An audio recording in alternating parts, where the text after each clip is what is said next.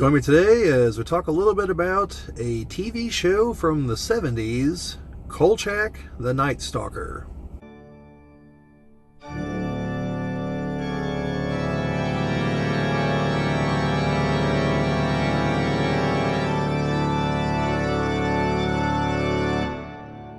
This is the Geek Cabal channel. My name is Bobbie, and today we're going to be talking about Kolchak The Night Stalker.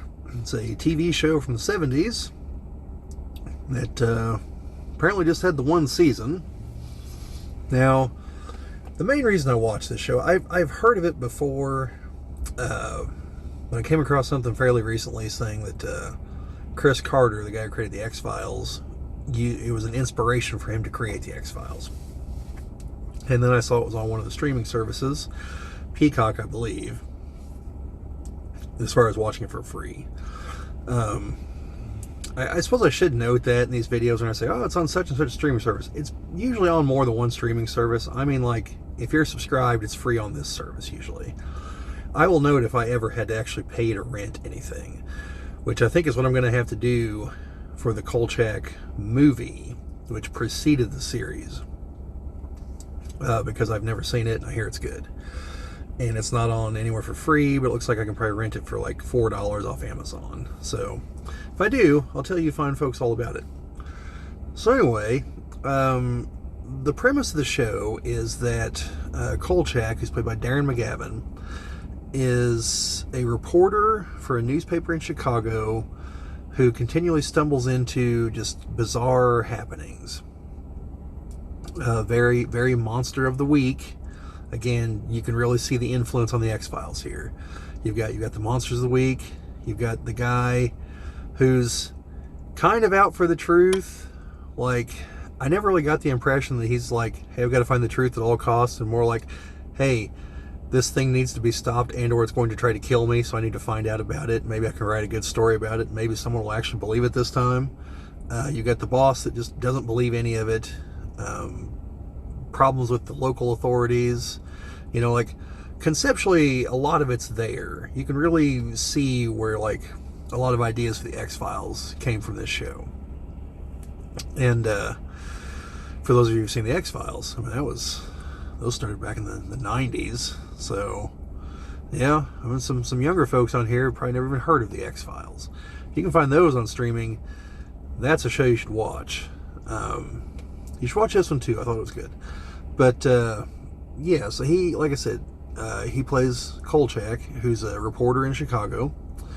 I will note that it's very clear that they filmed all the Chicago scenes probably in the summer, because there are parts where it's like, oh, it's November, and he's driving around in a convertible car with the top down, or there's not, you know, snow on the ground and whatnot in like December and January. And for those of you who are unaware of Chicago's weather patterns, it gets a little cold that time of year. One would probably not be driving around with the top down in the convertible. Or it would be a rare occurrence and would be noted like, oh, it's pretty warm for this time of year, you know, kind of thing. Instead of just like, oh no, it's just how it is. No one knows what Chicago is like. It's the 70s. No one's ever been there. But I assume that was the thought process. Because outside of the external establishing shots, most of the internal shots apparently were filmed in LA. Sound studios and whatnot.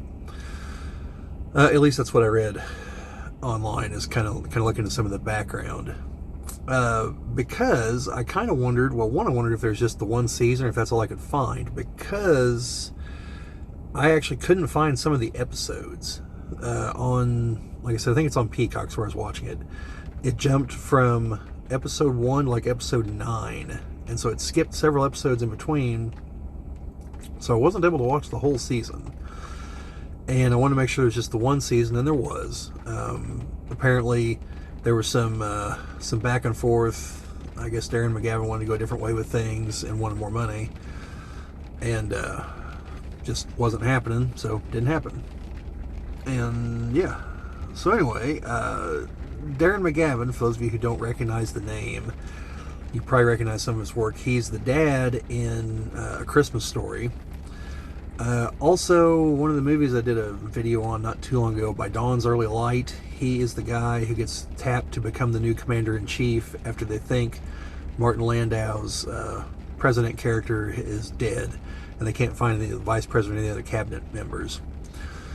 And he's the one who's all gung-ho, like, oh, we got to beat the Ruskies and show those commies what for, and, while everyone else is like, sir, this isn't the kind of thing we win. This is the kind of thing we try to not lose badly. And he's just not having it.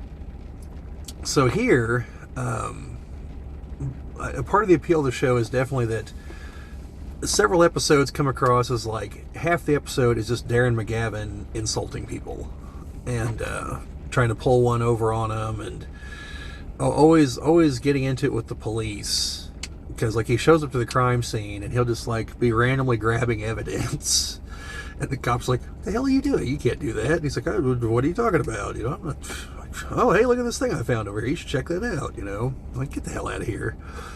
And it's always different people from the police department, which I guess makes sense if you're in like different parts of the city, but I don't know. I think you'd run into some of the same people sooner or later, and he does a couple times. The only one I might recognized, I couldn't tell you his name off the top of my head, but he's in Dr. Strangelove. He plays, I think he's a sergeant who comes to arrest Peter Sellers' character at Strategic Air Command. And Sellers is trying to explain to him that he's got to get a hold of the president to tell him everything that's happened. He tries to, first he doesn't have enough change, and he turns the insult to this guy. He's like, you think I brought change into combat? You think I'm stupid or something? Something like that. And he's like, tries to make a collect call. They won't accept the charges.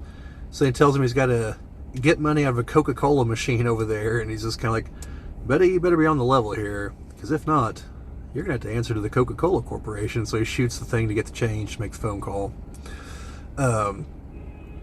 Yeah, and he's good in Kolchak. He's the, like I said, he's the main, like, I don't think he's a detective, probably a sergeant or a captain.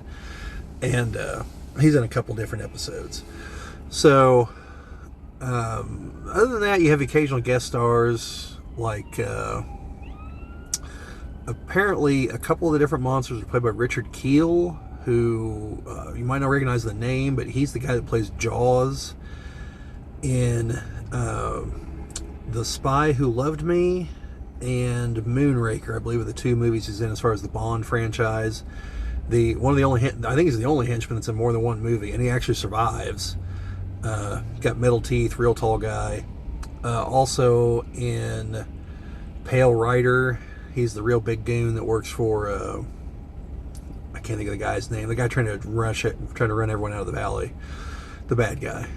Also in Happy Gilmore, he's the real big guy out in the crowd that keeps taunting Shooter McGavin. And I think Shooter's ball lands on his foot at one point. He's got a shirt that says, "Guns don't kill people, I do." So he plays a couple of the monsters. He's a pretty big guy. Then, like Eric Estrada's in one episode, and various other guest stars that I recognized here and there. I should have written some of them down. And he's dealing with monsters throughout the episodes. Like early on, I think maybe even the first episode, he's dealing with Jack the Ripper. And the idea is like he just never died, because they never caught him. And he's been active, he goes to a new city and kills people in a specific manner and then moves on. And so Kolchak has to deal with him. Then you had like a Spanish moss monster in one episode. There's Aztecs trying to sacrifice Eric Estrada to appease some Aztec mummy who's fighting Quetzalcoatl and some whole deal there. And there's a Rakshasa in one episode, which it's the only time I've ever seen one outside of Dungeons and Dragons. I mean, I know they're from Hindu mythology, but actually seeing something like that here in the West, you don't see it very often. So yeah, I mean, it's an interesting show. Each of the creatures is different. A creature, a weird killer thing. Apparently, in the original movie, he's actually in Las Vegas and he's dealing with a vampire the entire time. And I guess Kolchak or Darren McGavin, originally pitched the idea of continuing basically just that storyline, and they wanted to go more Monster of the Week. And I don't know why the move from Vegas to Chicago. I'll have to see the movie to see like if there's any connection, or if it's kind of like the Ghost in the Shell I talked about recently, where the initial movie is, I believe it's in Hong Kong, but everything else is in Japan. I don't know why the original was in Hong Kong. It's Japanese anime. I'm sure there's like some cultural significance that I'm missing by not being alive in Hong Kong and or Japan in the 90s. Something to do with, some background thing that's going on that makes it why it should be there, but I don't know what it is. So if you know what it is, let me know down in the comments. But yeah, so overall, I thought the show was good. Tore through it pretty quickly. It's like 20 some odd episodes, and when you're missing like 7 of them, you go through it pretty quickly. Yeah, and I think Darren McGavin's a decent actor, and he's one of those real good at at insulting people kind of actors. I'm not going to quite say he was like the Billy Bob Thornton of his day, but that kind of a vein. I mean, Billy Bob Thornton's like, he's elevated it to an art form as far as insulting people. But Darren McGavin was pretty good. And that just, the sarcasm, the incredulousness to his reactions and whatnot, that's easily half the reason to watch the show. But yeah, it's just a single season. The movie, I see some other things pop up on the IMDb, but I think they're just the episodes and not other movies. I could be wrong on that. But yeah, I'm going to check out the movie sometime. I'll let you fine folks know once I do. But overall, if you like the X-Files or a show like Twin Peaks, or if you just like Darren McGavin, yeah, like this is definitely a show worth watching. You remember it's in the 70s, and it's a TV show budget, so bear that in mind. TV shows were not given big budgets in the 70s. This is not like today where you have Disney Plus throwing hundreds of millions of dollars after The Acolyte. Like, I don't even know if we're talking millions of dollars. Like, we could be in like the hundreds of thousands here. So anyway, show's definitely worth checking out. I highly recommend it. Yeah, that's about all I got to say on it. Like I said, definitely worth a watch. So anyway, let me know down in the comments if you've seen the show before, have any interest in it. Oh, I should mention that there was an updated version made in, I'm going to say, the early 2000s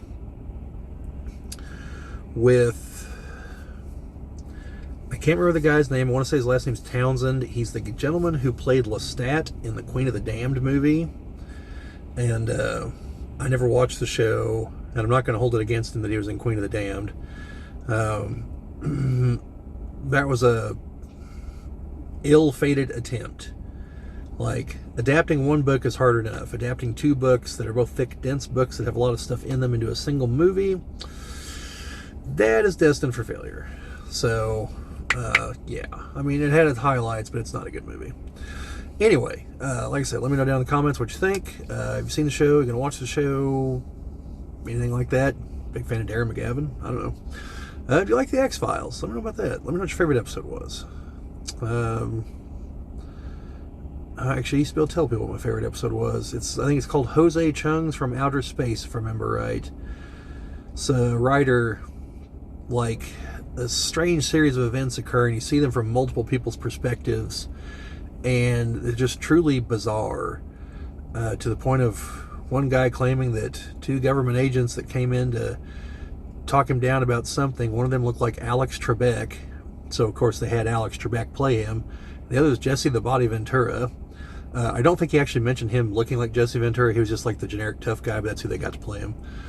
And just weird things like that throughout the episode. It's a spectacular episode, like just weird and funny, and it's good. You should check it out if you've never seen it. But anyway, now I'm really rambling. So that's all I've got. Like, share, subscribe, all that fun stuff. Commenting and sharing are the things that help us grow the channel, and we really appreciate that. Really appreciate it if you subscribe, obviously. That's the name of the game here. But yeah, other than that, just keep an eye out for those weird things while you're in Chicago.